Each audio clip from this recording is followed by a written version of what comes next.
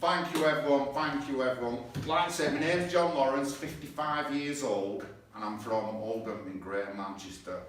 And last year, Pat approached me about setting up our party. We weren't happy with other parties and stuff they do, but we wanted our own singular party. So we've got a national housing crisis, so we based our party on that. Now, we did want a different name, but with the Electoral Commission, and anyone who's tried to work with the Electoral Commission, you know how difficult it is. We've had to change our name 5 or 6 times or something to get to where we are now. But we want to stand in local elections. I'm a confident person, me, and I'm very confident that I will be getting a local seat within the next couple of years in Oldham. At the moment, Oldham Labour have the majority of the 60 seats, but it's looking like there's a full election in May, and it's looking like they might drop below the majority, which will be better for the town. And like I said, I'm confident, me. I'm very confident. I'm not gonna say it is difficult, but I know my area where I'm from, so I'm just very confident. But anyway, so we started up the party, and we want to get local council seats. That's how we've got to start. If you've looked through our leaflets, obviously housing is the priority, but also as a group, we're going to aim to tackle rape gangs. And like in Oldham now, everyone wants to tackle the rape gangs in Oldham, but it's not a one-town issue, is it? It's a national issue. So the lessons we learn from whatever town people are fighting against rape gangs, we're going to use these lessons to go forward and use these things that we learn to go forward to try and better ourselves, and obviously to get a print where we can work in all different towns over the rape gangs. But you know, we've been so much indoctrinated in our lives, in our ways, that we're not as community driven as we used to be. Even as a teenager, our communities were strong where I lived. We had tenants associations, the families all come together to do things, and we knew everybody in the area. Now, you live in an area, you might not know who lives 3 doors down, they might not talk to you. You know, a lot of people don't speak English now, and obviously you live in England, if you want a job, you need to learn English. A lot of people don't speak English, so we're getting more segregated, and that was one of Oldham's problems that the council brought into the town, was segregation. And my dad, in the early 90s, who was West Indian, he started the West Indian Association in Oldham. He was also a go-between between the council and the police and Pakistani community during the riots. And my dad said to the council in the early 90s, he went with other community members to tell them about the policies and the way they're running the town. Social housing and putting people, one ethnicity in the same area, to create ghettos. There's lots of stuff you can see on the internet that will show you what this is how it happened. And after the riots, we had a report called the Ritchie Report. And in the Ritchie Report, it says the same things. But these things have been going on in Oldham for over 50 years, and no one's dealt with them. And one of the issues with the Labour Party is they don't deal with these issues when they come up. They never deal with them, don't want to deal with them. They don't want to deal with them for political correctness, don't want to deal with them because they want people's votes, they don't want to deal with them because it's too much trouble for them. But if they were dealt with some of these issues that we have, we wouldn't be here today, and we wouldn't have such a crisis in the rape gang crisis. And it's not me saying this, there's many articles, books and things that will tell you the same thing, but nobody's listening. And I mean, I don't hold back just at Labour. I've had Graham Stringer, Member of Parliament in Blakely and Broughton. I've had questioned him about the same thing, segregation, integration, and the failures of Labour to deal with the issues. And we was at the 2019 general election, and I questioned him. I said about Labour not dealing with these issues, and we were at a mosque. The room was full of Muslims, and everyone cheered when I said these things because they know what's going on. And he come out, he did a little speech. Oh, we are learning to deal with these things. We have learned our lessons. A month later, it came out that Victoria Agolia in Oldham had been abused. She'd been raped by over 100 men, reported 150 times missing from a care home, and she ended up killing herself. Or she died of an heroin injection. The police knew who were taking her. They knew where they were taking her.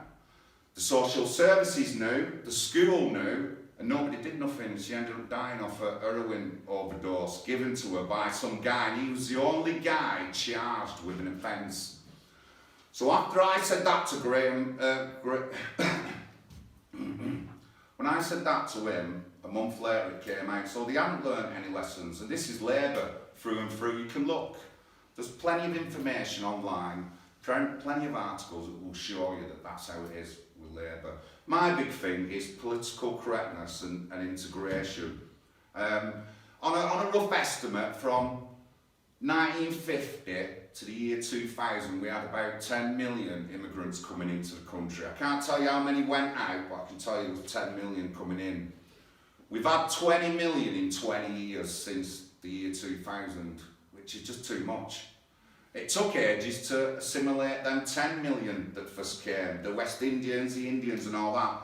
It took a while to assimilate all them, and it's just ridiculous now the way it's going. But the mainstream political parties aren't doing nothing about it. They're not stopping it. They're not putting any decent things up. If you hear that they want to send people to Rwanda, what if for everyone we send to Rwanda, we get somebody back who's ill, needs treatment, mental health issues, some kind of thing. That's what we're getting back when we send people over there. And it's all in the article, if you want to look at the article online. So, I mean, the rude awakening for me was the late 90s towards the Oldham Bradford riots. Racial tensions in the town had built up to a really bad level. And then the spark for the riots was an old guy, veteran, Chamberlain he were called, and got beaten up on his way home by some 15-year-old kids. And that's just an incident that started the riots. But that kind of incident has happened again in Oldham. It's happened many times, but we don't do nothing.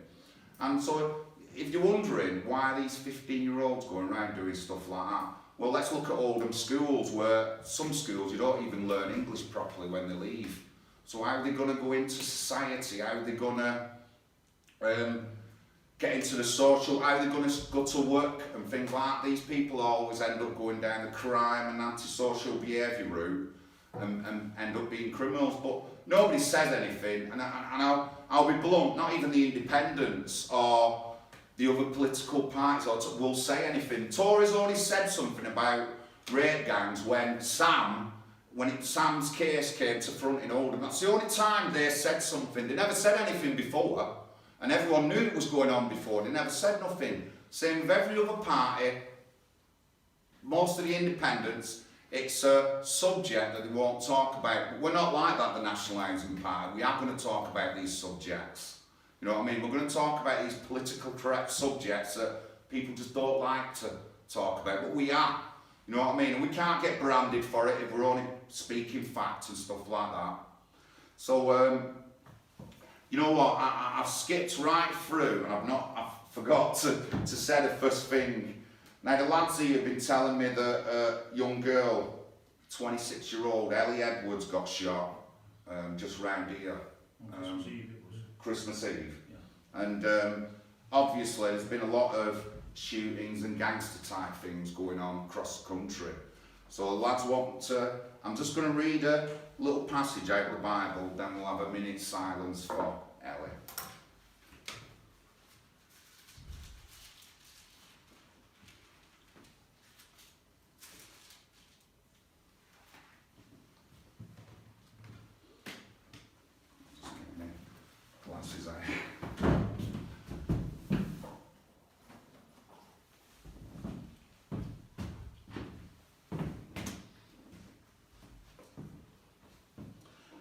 Blessed are those who are persecuted for the sake of righteousness, for theirs is the kingdom of the heavens.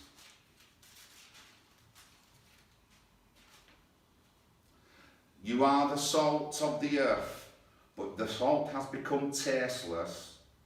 With what shall it be salted? It is no longer good for anything except to be cast out and trampled underfoot by men. You are the light of the world. It is impossible for the city situated upon a mountain to be hidden. Nor do men light a lamp and place it under the bushel, but on the lampstand, and it shines to all who are in the house. In the same way, let your light shine before men, so that they may see your good works and glorify your Father who is in the heavens. Do not think that I have come to abolish the law or the prophets. I have not come to abolish, but to fulfill. For truly I say to you, until heaven and earth pass away, one iota or one serif shall by no means pass away from the law until all come to pass. So we'll just have a minute's silence for Ellie, if that's all right.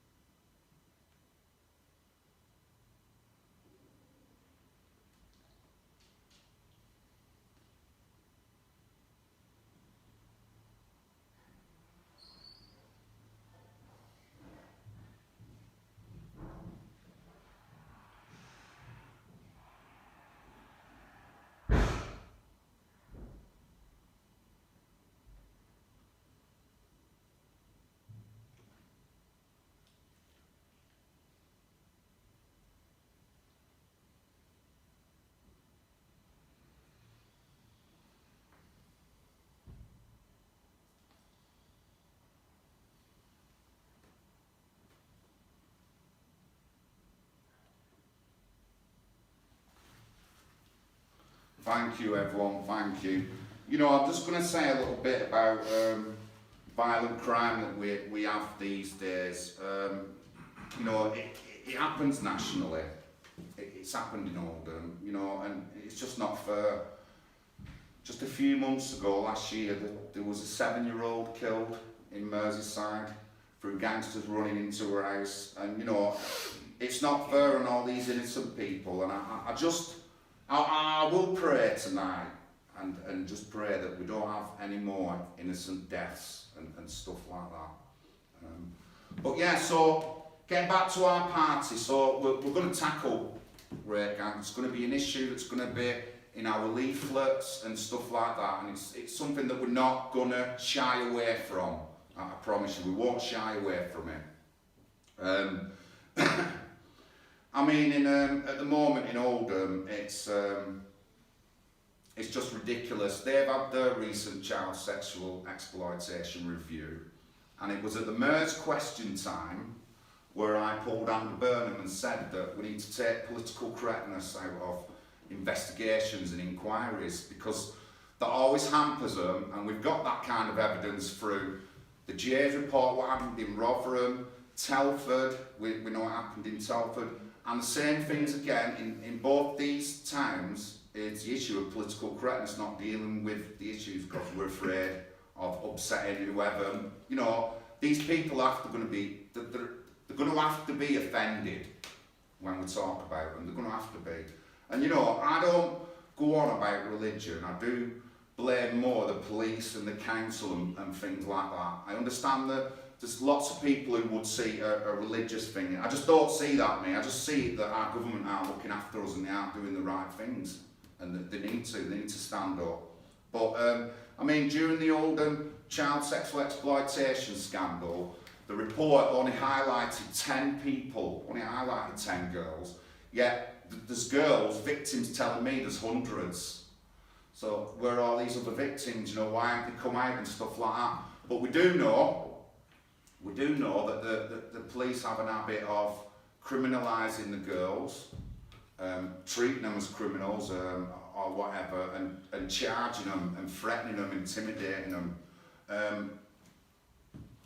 And recently, we've just, I don't know if anyone knows about the Ellie Williams case in Wirral, yeah?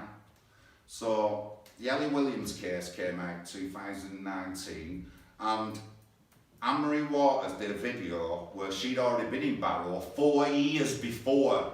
4 years before Ellie Williams' case, she'd been in Wirral, been contacted by Ellie Reynolds and her family, and I know that family personally.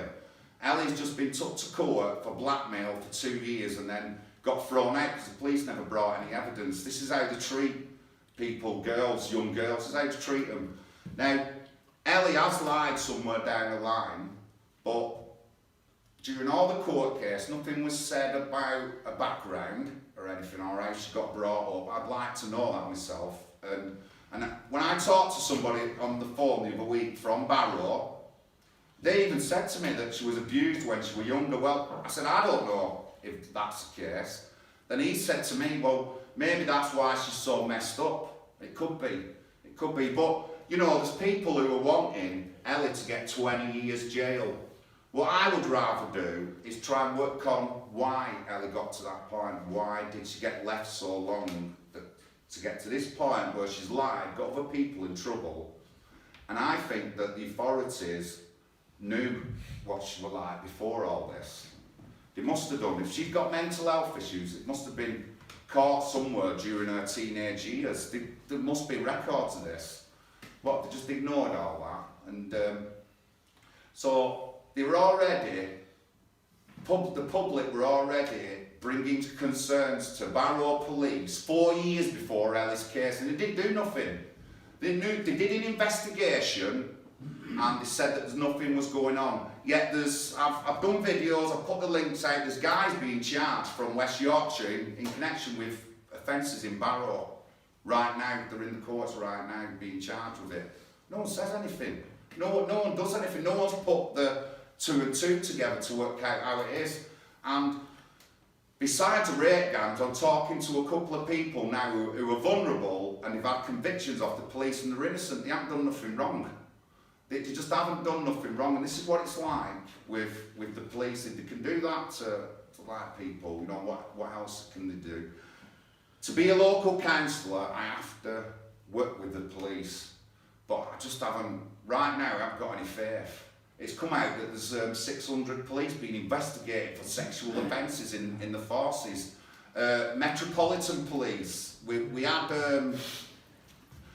Sir Everett's killer, but there's other Metropolitan policemen under investigation for the same kind of things. What's going on? How am I supposed to have any faith in the police if that's what they're doing? And the way they've treated girls in the rape gang cases, in Operation Sanctuary in Newcastle, they just treat the girls like, I'll say it, they treat the girls like shit.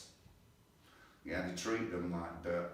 They intimidated them, they threatened the families, and this is Operation Sanctuary. There was about 50 to 80 men charged with crimes and stuff like that. There was around 80 to 100 taxi licences took off people because they weren't right for the job, they weren't being vetted and stuff like that.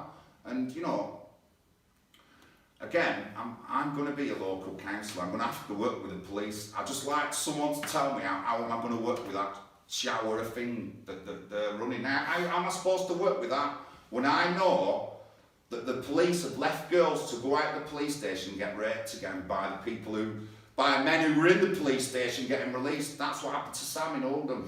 You know, I'm just going to have to do some soul searching to try and deal with the police. And on a normal level, on a street level, I'm good. I'm good with the police. I'll talk to them. I generally don't swear. I can articulate what I want to say. But I just don't. It's a big grasp of how I'm going to deal with the police as a councillor. But you know, I'm not going to shy away from it. I'm not going to say that they're all twats or anything. I'm not going to say that. I'm just going to try and deal with them the best I can. But what I am doing, I am getting to know the Chief of Police through the Mayor's Question Time. And I've met Chief Constable Watson, Great Manchester Police, and also I've made a bit of a not relationship, well, a bit of an official relationship with one of the deputy chief constables in Manchester. So, and he talks to me, and he's told me things that, like, really shouldn't be telling me, but he's told me. So we're going to have to work that way. That's how I see it. Going to public police meetings, the public meetings. Mayor of Manchester has question time, and I've been to 5 of them, and every time I've asked something, it's been something very controversial. And he's had to answer me live on film. And it's got it on film where I turned around to the police and 2019 said, you're all a national disgrace and you all might as well be sex offenders. And then all of a sudden there's 600 police up for sex offence charges. You just couldn't make it up. But going, you know, I'm not someone who's easily intimidated. I will say something if I want to say. So I'm going to continue to go to public meetings with police, mayors, the councillors, and get our voice in and get something said.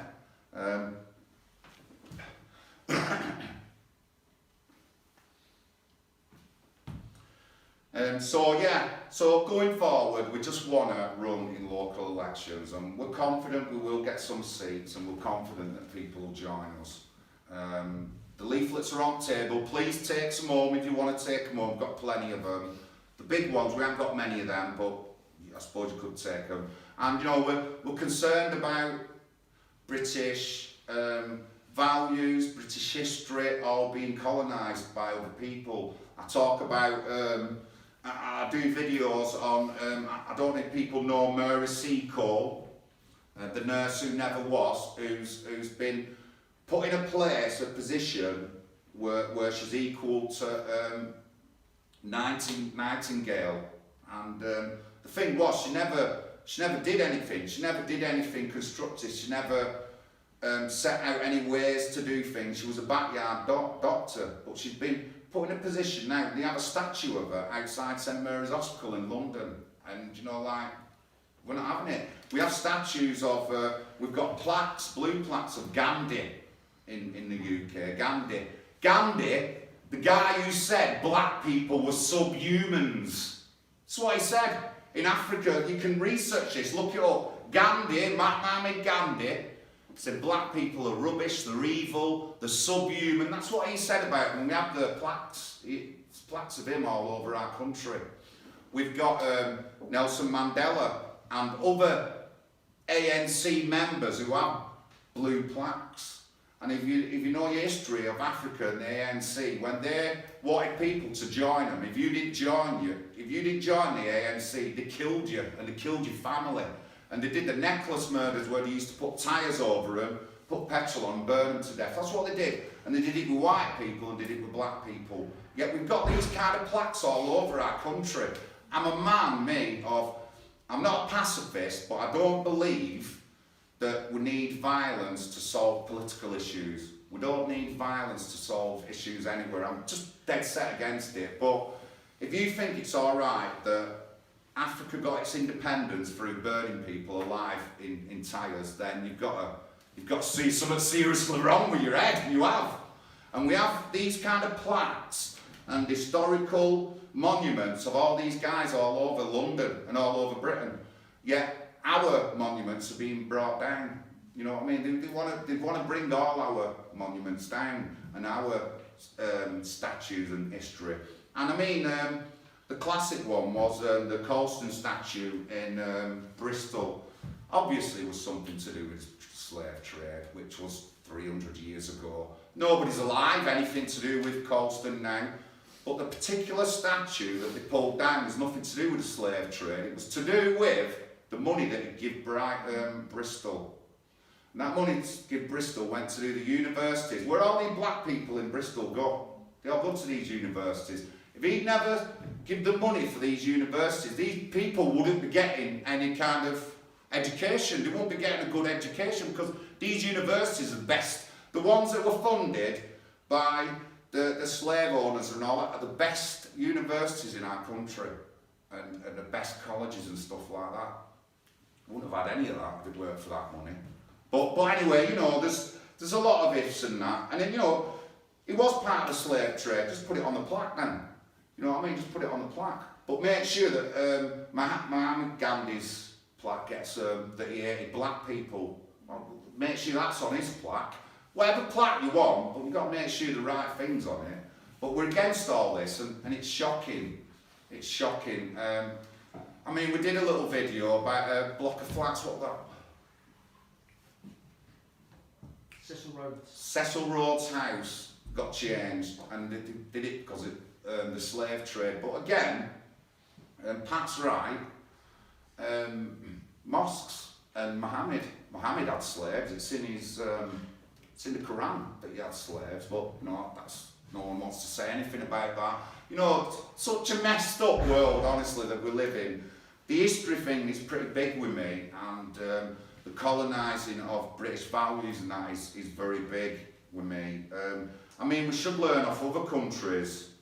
We should learn off other countries.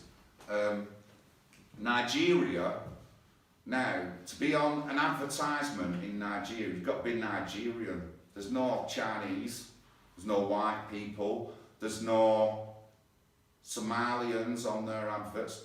They're all Nigerian. Now, if you did it here, it'd most likely have to be white people. They're never going to accept that kind of thing here, but you know, it's accepted in other countries. Also, I'll just go a bit into the LGBT movement. Now, you know, if you want to identify as something, you can identify. It's up to you. I shouldn't be forced. I shouldn't be, your trumps though shouldn't override my trumps, and I shouldn't be forced if I don't agree with you. No, me and Pat, we agree that, like, you can get married in a church, but it's a man and a woman. You're not having to, we don't believe that two men should be married in a church. We don't believe it, but you can have a civil partnership. Two men can have a civil partnership. That's all right, but not married in a church. And our values are being stamped on. Now, if you went to a Christian church in Nigeria, there's none of this rainbow flag up. They don't do any of that in Nigeria, nothing. No one says nothing about them though, but they've got to say it about us. And you know, we are a tolerant country. We are I think we're the most tolerant country in the world, us. We are. In our past and now, we're a lot of people are tolerant, but you know, other countries aren't, but no one is going to say anything about them. They're only going to say it about us. So we're big on our history being rewritten. We don't think that, like, anyone's rights should trump somebody else just because they identify differently. You know, we're not into this men being in women's prisons because they identified, none of that. Men cannot compete against women either, like Leah Thomas did. We're not having any of it. It's all wrong. I was going to say perverted, but I could say perverted, but it's just dysfunctionally wrong. And my big belief is a lot of the LGBT community are not for family. They're just for themselves, and that's detrimental to our country. We want family, or we want everyone to be together, and we want a good nuclear family. But I believe that the LGBT movement is more the selfish people. They are the selfish because they're not bothered about family, only bothered about themselves. The trans people more than anyone else, but we can already see there is a rift in the community where the trans people won't even accept lesbians into the fold because a lesbian won't go with a guy who identifies as a woman. It's just madness, honestly. It's just so messed up, and it's got to stop. It's got to stop. We've got to bring some kind of we've got to bring some kind of family spirit and being into everyone, you know, to become better people. I do believe that. And you know, I mean, Paul and Pat will say it's through the book, and you know, I believe this will help us, but also I believe that my own morals will help us as well, and everyone's own morals. But yeah, so it was a scary time. I remember I was born in Oldham, in the Glodwick area. This is where we had the riots. And I was born on a road called Marlborough Street. And when the riots happened in 2001, from the town centre, we could see the fires on the hill at the top of Wirral Street, all the cars burning and stuff like that. And after the riots, now, if we're looking at the media and stuff like that, they never particularly said it was a white guy's fault. They never said that. But they did bring in the BNP and people like that, because they all came up to Oldham when it happened. And then obviously, that's how the BNP, or the demonised, but they never said anything about normal Oldham people. The Muslim community after the riots got something like £9 million worth of grants to do their houses up and stuff like that. Then the white people were just left, they didn't get anything like that, they were just left to put up with it. And it's caused an animosity between communities. Now, again, if Labour dealt with these problems in the beginning, that animosity wouldn't be there between communities, it wouldn't be. So now we'd be more together, the community, but they're not. They've kept a divide between us. When they want to cause trouble, they start calling people politically correct names, racist, this, that and the other. And it just keeps Oldham divided, and that's what we're like. We're an open wound that will not heal because the council, the Labour government, the council won't let it heal. You know what I mean? They won't let it heal.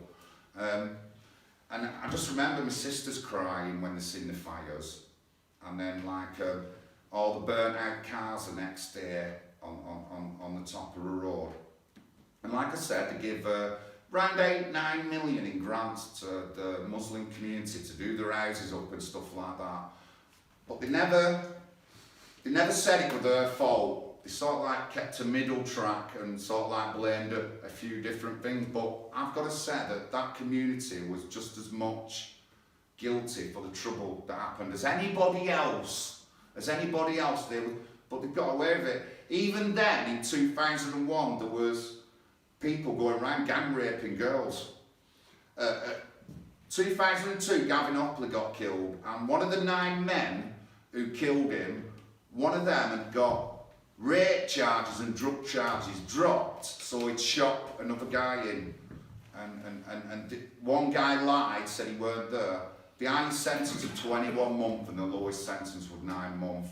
Gavin didn't do nothing wrong, didn't call anyone packy or anything, he never said nothing like that. He was on his way home and he went into the wrong area and got chased by 9 guys, and he unfortunately got killed.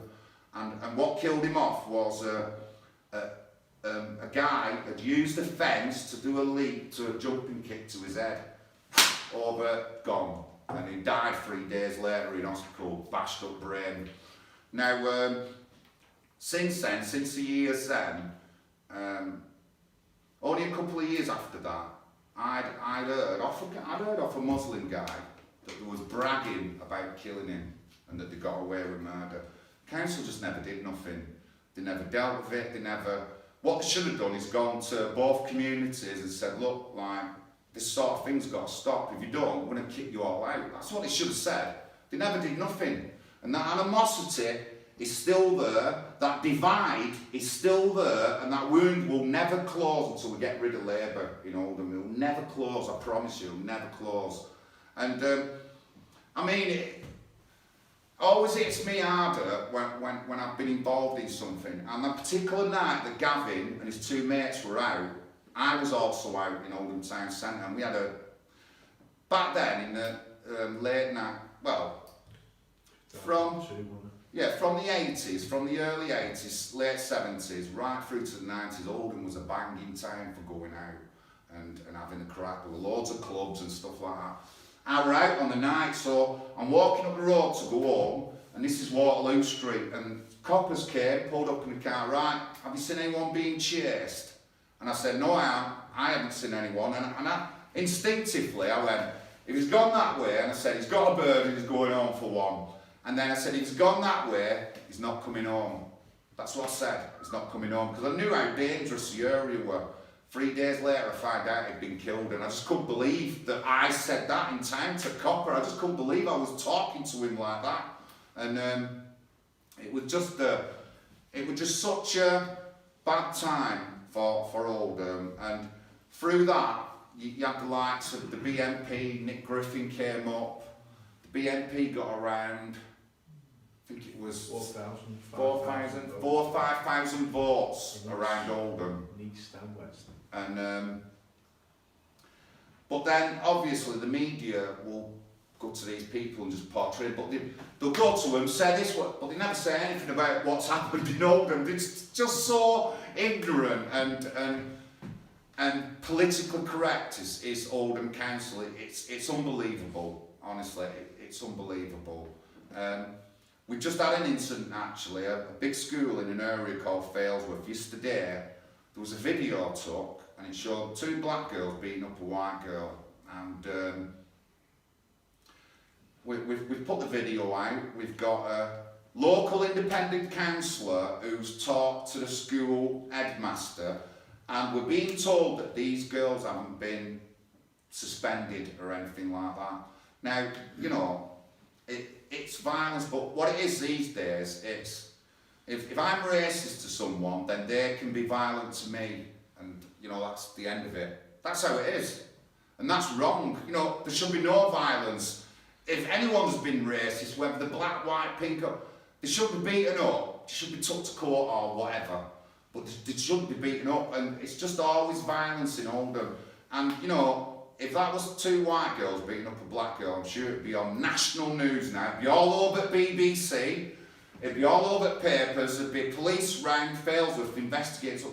And you know, we're going to take this further now, because the main council group, the main councillors in Failsworth are an independent party called Failsworth Independents. And they've gone from 1 councillor 3 years ago to 5, and they're expecting to get the number 6 next year. So they're not going to let this go with the school. They'll not let this go with the school. I can see I'll be getting involved in it. I'll be saying stuff, and I've always talked about Oldham schools. It's been a big issue of mine. I said earlier on, the schools where kids don't even teach English properly. The latest one is Waterhead Academy, and at the time of Brexit and all that, it was a new school then, and the article in the paper says, the school that defies Nigel Farage's narrative, because it's a good school and everyone's together. It's under special measures, and it's like from 2019, it's under special measures, and because it's not run properly, and what they're doing, they're being politically correct, they're letting gangs go around these schools. I've been told several schools in Oldham have got child safety issues where gangs of lads are trying to get a girl or ganging up on her just outside the school gates. This is what's happening right now in Oldham. No one's saying nothing. Police aren't doing anything. And it's just wrong, but you know, I'm going to talk about these things, and I'm not going to, when I get on the council, I'll be doing speeches about it. I want to know what they're doing in these, the education committee. I want to know what they're doing in it, you know, and it'll be my right to know all these things. So it's up to me to push, it's up to me to ask, it's up to me to do speeches, to get the council to talk about these things. But you know, the demographic in the council is changing in Oldham. The Tories are nowhere, really, the Lib Dems are nowhere. Labour do have the control, but they're going to lose it next year. They really are going to lose it. There's more independents running all the time. There's around 180 hyper-local political parties like the National Housing Party, and there's thousands of independents. And what you don't see when they're doing elections, they'll just concentrate on the top, blue and the red, they won't show you the bottom. And let's say from 2010, the amount of independents coming into the UK is up thousands of %. So there's hundreds, if not thousands, of independents all across the country, which is a good thing, because it never used to be like that. If you went back 20 years ago, it was just blue and red and a bit of green or whatever. That's all it was. There were no independents, there were no hyper-local political parties, but we're going that way. So, you know, and all the time I get things sent to me. When the Oldham Child Sexual Exploitation review were up, one of the victims had contacted me, and she said she got an interview with the police the next day. And she's a grown woman now, she's something like 27. So, well, make sure you tell me tomorrow. So she phoned me up crying. John, all they've done is branded me a prostitute, branded me a criminal and a druggie, and I were only 13. And I'm like, what the, you know, how do we combat this kind of thing? You know what I mean? How do we combat it? But, so Oldham's next to Rochdale. You know about the 3 girls scandal in Rochdale? So after the 3 girls scandal, a good friend of mine, Billy, started up a group called PAG-UK. And I'd like to, if I did something with our party, I'd like it to be mirrored how PAG-UK have done it. So the biggest issue they had in Rochdale was taxi drivers. So what did Billy do? He went round, introduced himself to all the bosses of the taxi firms, told them, showed them what's going on and how many guys. None of these taxi firms now hire these kind of men. No one was doing it before, no one was going to the taxi firms.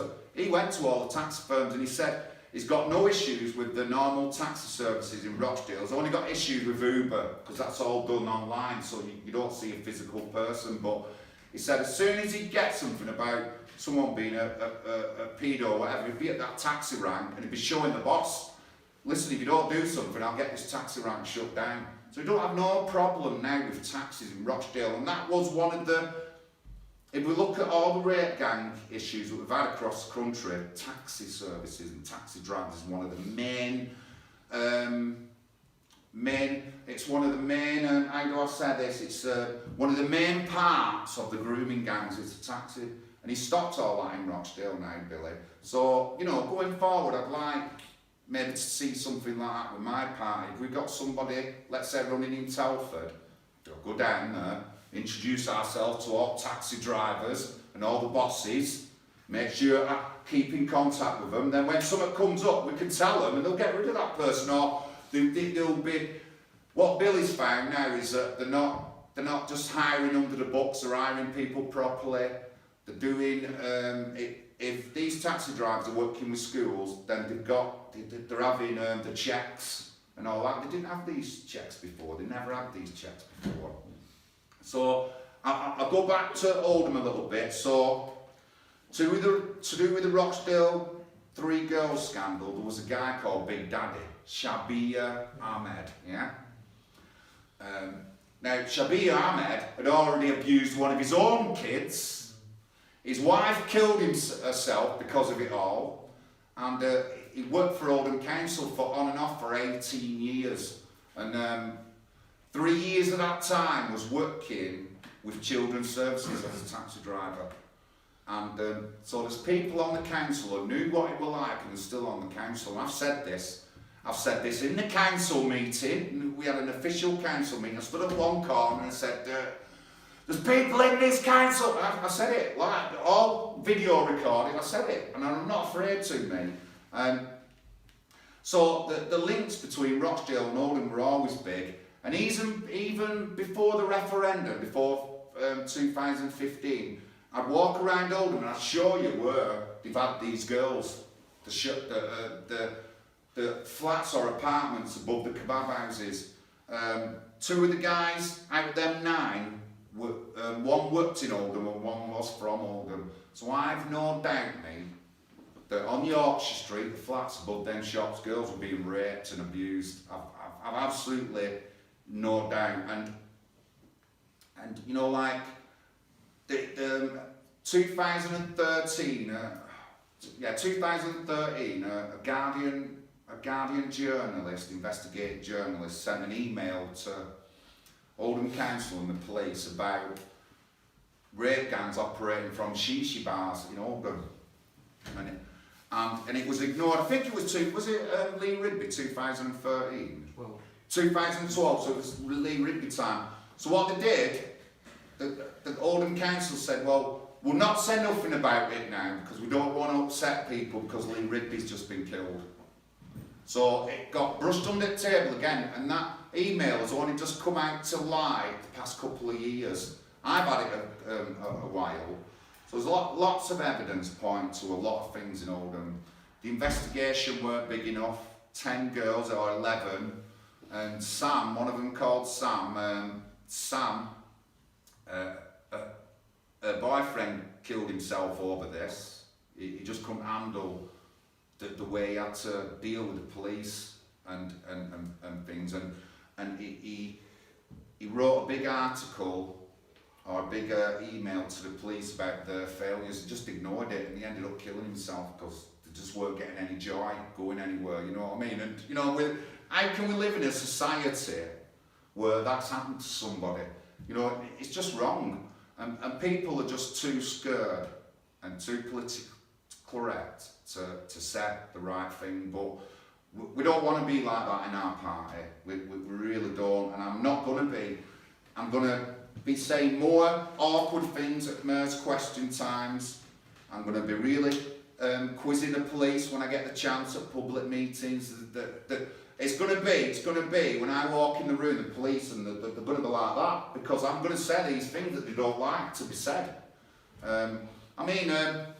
One of the question times, a woman come on the screen and she wanted to know about the Gender Violence Act.